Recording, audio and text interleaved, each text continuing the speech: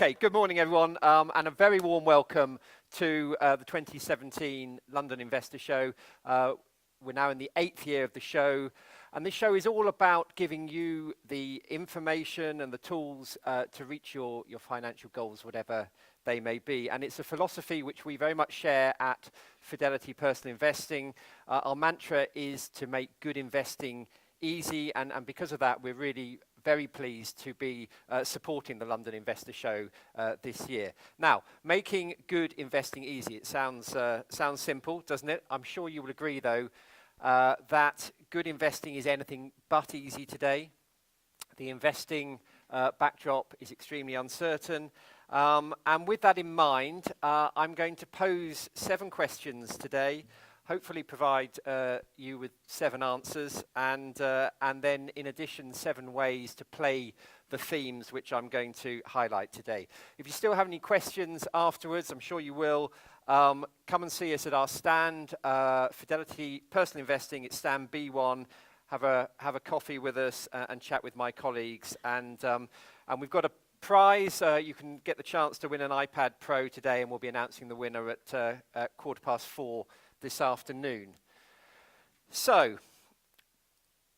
if there's one question that's probably front of mind today, it is this. It certainly is for me. Are we close to a bull market peak? And why would it not be front of mind? Yesterday, I'm sure I hardly need to tell you, was the 30th anniversary of the 1987 stock market crash. We had the storm at the weekend. We appear to have another one sweeping in. So history doesn't always repeat itself, and let's hope it doesn't even rhyme this year either. It's 8.5 years since the equity market phoenix began to rise from the ashes after the financial crisis. That's a long bull market. In duration, it's only been exceeded by the 1990 to 2000 period. The scale of the rise has been impressive too. Again, it's on a par with the 82 to 87 bull market, and it's only actually been exceeded by that 1990s bull market. So it's not an unreasonable concern that we may be coming to the end of the track of this bull market. So, bear markets. There are 3 types of bear markets. Cyclical bear markets, usually caused by rising interest rates, an impending recession. Event-driven bear markets, caused by wars, price shocks. By their very nature, of course, they're unpredictable. And there are structural bear markets. These are caused by imbalances in the system and valuation bubbles. The dot-com, the post-dot-com collapse and the financial crisis bear market probably fall into that category. So, recognizing the types of bear markets is one thing. Spotting the signs that they might be imminent is altogether harder. So what are some of the signals? The length and scale of the preceding bull phase, excessive valuations, a maturing of the profit cycle, and a tightening of monetary policy. These are just some of the signals. Unfortunately, on their own, each of these signals can often provide false positives, and they are less than helpful when it comes to timing, spotting the timing of the turn in the market. Putting some of the indicators together can help, and I looked at some interesting work that Goldman Sachs had done on this recently.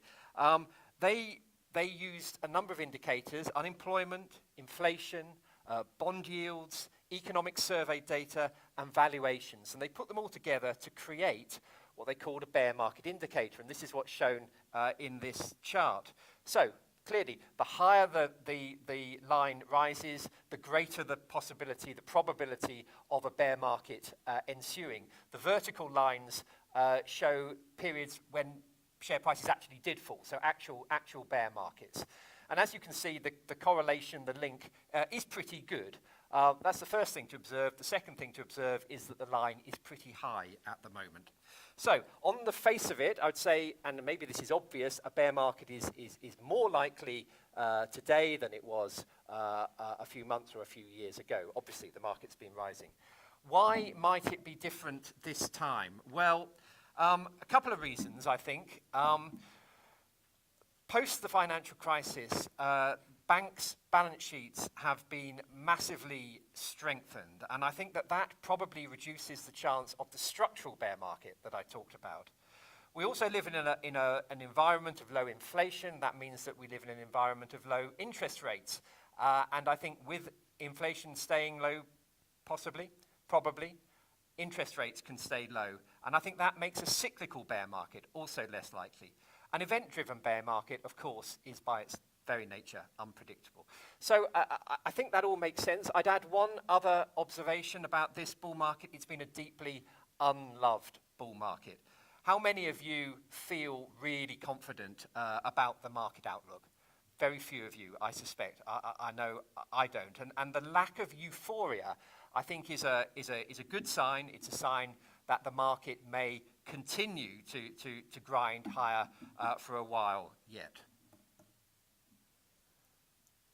Okay, so that brings me to my second question. How much cash should I be holding at the moment in my portfolio? Now, I've done a lot of thinking about cash over the summer, and indeed, I personally have raised the cash holdings in my portfolio. Now, I've done this for a couple of reasons. First of all, because I'm a great believer in Warren Buffett's adage about the importance of not losing money. Rule number one, don't lose money.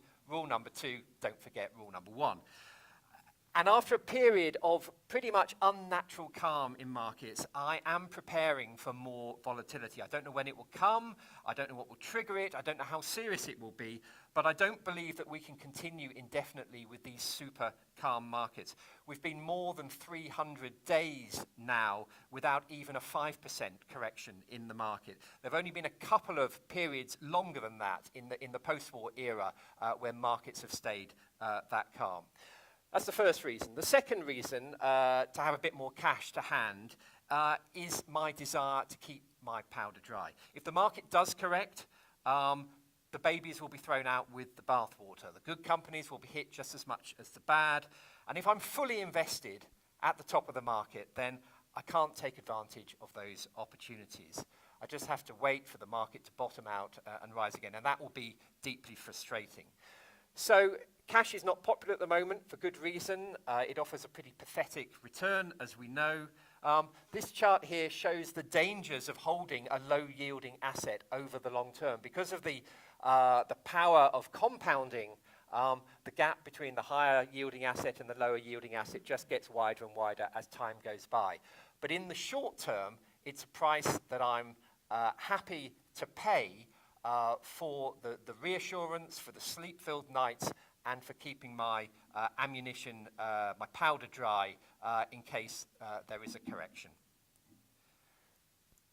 So, question number 3, inflation. Is the dragon stirring? Well, I mean, this would be a familiar question to any of us who lived through the 70s and the 80s. Inflation, as we know, is bad news for savers and investors. I've talked about the power of compounding, what a boon it's been to equity investors over the years, but it works in the other direction too. So a small additional return year after year can build up massive outperformance, but a small underperformance year after year after year can lead to real erosion of inflation-adjusted wealth.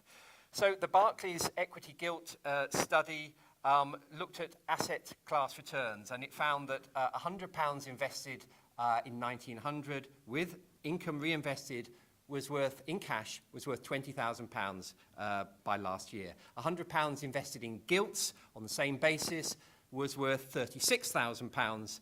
£100 invested in equities with dividends reinvested over that period was worth £2.2 million.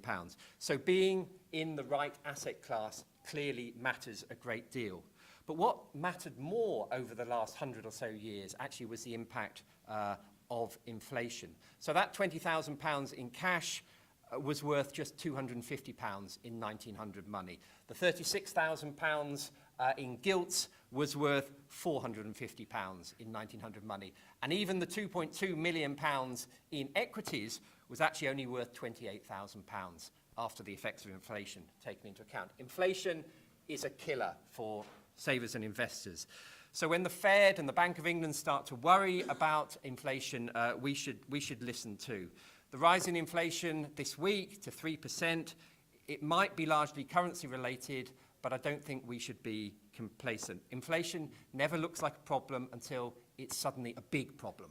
And all of the periods of inflation in the 20th century were actually preceded by periods of relatively calm and benign inflationary conditions. Now, inflation, a little bit of inflation is not bad for equity investors. Valuation multiples can stay quite high if inflation is moderate, but above a certain level, say 4 or 5%, shares hate inflation just as much as they hate deflation. So, question number 4, does politics matter anymore? Now, a year ago, if you'd asked me this question, I would have certainly said, yes, it matters a great deal. We were stuck between the EU referendum, the US presidential election. Politics seemed very important. Now, as we've gone through this year, it's started to seem a bit less important. Although recently, it started to seem quite important again. So it comes and goes. Perhaps the biggest geopolitical story at the moment is actually having almost no impact on markets, financial markets, rightly or wrongly. North Korea's nuclear posturing might have been expected to cast a long shadow over the markets very close to North Korea. Actually, it's had very little impact. In fact, the South Korean Kospi index has been positively correlated with North Korea's saber rattling. And I think markets are looking at what's going on and they're making a judgment. They're saying, actually, they think that this will be a storm in a teacup. And if they're right, then South Korea is as well placed as anywhere to benefit from the coordinated growth in the global economy. If they're wrong, of course, then probably the level of the Kospi is the least important thing on our minds. Closer to home, politics has been progressively less significant through the year.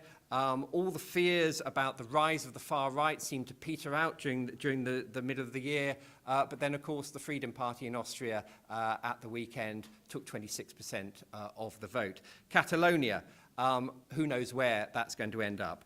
So it's beginning to become more important in Europe. On either side of the Atlantic, I think politics has mattered a great deal over the last year. Certainly here, the Brexit vote, I think, continues to cast a long shadow. Sentiment is weak. A lack of confidence is showing up in the data. Companies are holding back on investing. Consumers are holding back on spending. Of course, the biggest impact of Brexit has actually been a positive one because the fall in the pound has been a massive boost to the exporters and overseas earners in the FTSE 100. Over on the other side of the Atlantic, Donald Trump's election was initially seen very positively for the markets. Investors focused on his spending plans, on tax reforms, and the protectionist agenda. After the initial excitement, I think people realized that things were going to be a bit harder for him to push through, and the market paused for breath. But recently, the most recent rally in the market has largely been about expectations for tax reforms. And just in the last week, Stephen Mnuchin warned that if tax reforms were not enacted, then the markets could be very vulnerable, coming back to my first question. So yes, I think politics does matter a great deal. The trouble is, it's very difficult to know exactly how it will play out in markets, because markets sometimes behave in quite unexpected ways. And here's an example of the unexpected ways they can behave. And this is my fifth question. What if markets go sideways? Now, generally, markets rise until the mood changes and they fall back again. They tend to overshoot in both directions. Over-exuberance swings to over-pessimism and back again. But it's not always the case. This is a snapshot of the Dow Jones Index, sort of broadly speaking in the 1970s.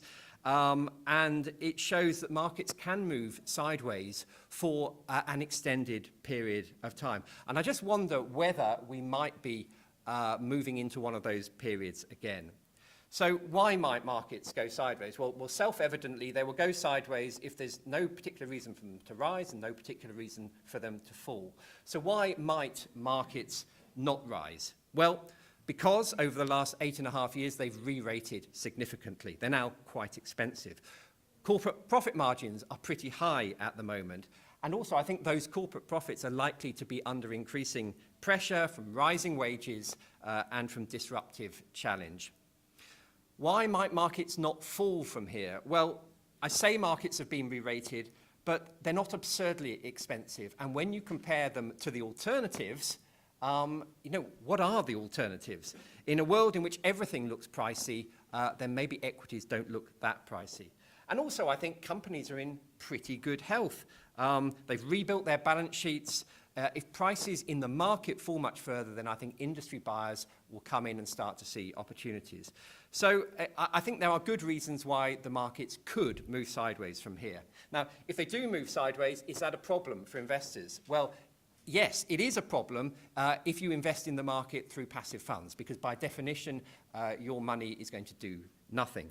But it's not a problem if you are an active investor, if you are looking for the winners and trying to avoid the losers. So we did some recent research on this, and we found that in a sideways market in the UK a few years back, we looked at the performance of shares. We found over the short run, markets tend to not do very much. Just 3% of the companies we looked at rose by more than 75%. But over a 3-year period, the number of shares rising by more than 75% rose to 30% of the companies that we were looking at. So, if we do move into a sideways market, I don't think that's anything to fear if you or your fund manager are actively looking for the winners and avoiding the losers. So, if we're looking for the winners, where might we find them? Obviously, as I've described, there are winners and losers at the stock level, even in sideways markets. There are clearly sector winners and losers too. And if you look at the recent performance of the market, it has been really driven to a large degree by the rise of the technology sector. So in the United States, the so-called FANG stocks, Amazon, Apple, Netflix, Google owner Alphabet, etc. And in China, Tencent and Alibaba. They've been responsible for a significant proportion of the overall market gains. Now, on the one hand, this is a worrying sign because a narrowing of market breadth it's a pretty good sign of the top of the market. It's one of the classic signs of the top of the market. We saw it in the late 1990s, of course, with the dot-com bubble. But I think the technology boom this time is very different in nature. It's not really driven by over-optimism, as it was 17 or 18 years ago. It's being driven by fear. Technology is in favor today because it's seen as one of the few areas of sustainable growth in a low-growth world. And that's why I think the technology focus of the market at the moment doesn't feel like a sign of market excess. It feels like a trend that could continue for some time. That said, however, the final phase of the market will be driven by the adoption of a new story. And what might that be? Well, I think contenders include virtual reality, artificial intelligence, driverless cars, nanotechnology. But I would caution, take care. The winners and losers from disruptive technologies are often one or two steps away from the central story.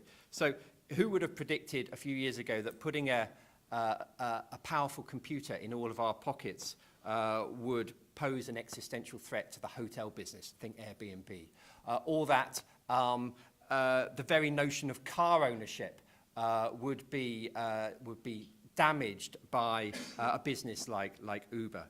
So just as the winners from the California gold rush were the manufacturers of picks and shovels and blue jeans, then I think the beneficiaries of the new technologies, which undoubtedly will change the world, are as yet unpredicted and unpredictable.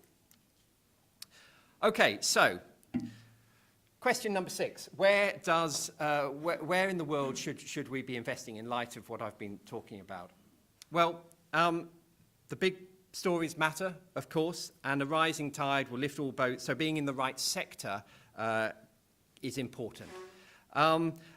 But as we've seen this year, geography also matters a great deal. Emerging markets have had a fantastic year. The US and the UK have diverged. I recently completed my quarterly investment outlook for Fidelity Personal Investing's customers, and in it I set out my views of the outlook for all the main asset classes and geographical regions. And as the map here shows, I'm broadly neutral on the world's largest market, the US. I think Wall Street remains the most expensive market in the world. It has a worrying dependence on this narrowing leadership of the technology sector, and I think there's just better value elsewhere in the world. Moving across the Atlantic, I have very different views about the UK and Europe. Here, I think the political outlook is really unhelpful. Investors have too much exposure to their home market, and I think income remains the main attraction in the UK. Over in Europe, however, the economic outlook is good, valuations are reasonable, there are some great companies to invest in, and the central bank remains supportive and helpful. Europe, I think, remains one of the best places to invest at the moment. I'm also positive on the Asian growth story. I think that remains intact. China is back on investors' radars. Xi Jinping tightening his grip. The MSCI bringing Shanghai's A-shares into its emerging market indices. India is pricey, but it deserves its premium rating, I think. And finally, Japan. Japan remains on my buy list. Growth is solid. Corporate earnings are rising. Deflation looks to be beaten. The country's in good shape. Shinzo Abe is almost certain to secure a third term on Sunday in the election, so the politics are pretty stable. And meanwhile, the Tokyo market is cheaper than the US and pretty much in line with Europe as well. So, putting this into practice. Deciding where to actually put your money on the basis of some of those themes and trends that I've highlighted, here are some of my thoughts. So, first, going back to my first question, if you're concerned that we may be approaching a market peak, then de-risking your portfolio is key. And the first way I would do that is to invest in a multi-asset fund. These are designed to smooth the ups and downs of different asset classes. I particularly like the Fidelity multi-asset open range. There are 5 different risk options to suit your particular risk appetite and your temperament. So I've started with a Fidelity fund, but we are an open architecture platform. We sell more than 2,500 funds from more than 100 different managers on our platform. The second one, the second question relates to cash. As I say, I think a little bit of cash in your portfolio, absolutely key. Keep some of your powder dry. I think we are going to have more volatility in the weeks and months ahead. Some cash will be helpful. My third question was about inflation. If you're troubled about inflation returning, then the traditional hedge against rising prices is gold. Now, you can buy the metal itself, or you can buy a proxy for the metal in the form of an ETF. Our favoured way of playing gold, however, is through an equity fund. The earnings of a gold miner are geared to the price of bullion. In a rising market, profits will rise faster than the gold price itself. And the one we like, actually, is the Investec Global Gold Fund. Question number 4 was about politics. And if politics does matter and we continue to live in a world of uncertainty, then I'm looking for the reassurance of the most stable contributor to total returns. Now, as with commercial property, the total returns from the equity market are largely driven by income. Capital values go up and down, but income is steady and reliable through the cycle. Now, coupled with my preference for Europe, I like the look of the Invesco Perpetual European Equity Income Fund, run by Stephanie Butcher, a very good fund. My 5th question was about sideways markets. What happens if markets do move sideways? If markets do move sideways, as I said, you need to be focused on active management. You need a pure stock-picking fund. The one I've chosen is the Fidelity Global Special Situations Fund. It's run by Jeremy Podger. It also has an exposure to Japan, which, as I said, is one of my favoured markets at the moment. 6th, What's the next big thing? Well, another global fund that I've liked for quite some time is run by a guy called James Thompson at Rathbones. It's the Rathbone Global Opportunities Fund. It's an out-and-out growth fund. It has a technology bias, and it's delivered excellent performance over the years. And finally, as I say, I'm keen on the Asia-Pacific region at the moment, and my fund of choice here is the Old Mutual Asia-Pacific Fund. It's run by Ian Heslop, a very quantitative approach. It's exposed to the developed markets, Hong Kong, Singapore, Australia, as well as the emerging markets like China. So there we are, 7 questions. 7 sort of answers and 7 ways to play the themes. Please note that they're not personal recommendations. I don't know anything about your personal circumstances. These are investments that I like the look of myself. If in doubt, take advice. If you'd like to hear more about these funds or indeed about Fidelity's service, then please do drop by our stand. You'll find there a copy of my latest investment outlook, which I mentioned. You'll also find information about our Select 50 list of our preferred funds. Most of the recommendations I made here are from our Select 50 list. And if you're looking to invest with Fidelity, we have a cashback offer running at the moment, so ask our relationship managers for details about that. And don't forget our competition to win an iPad Pro. You'll find an entry card on your seats, or you can collect one from our stand. Thank you very much for your time today, and with that, I will hand you over to Justin, I think. Thank you very much.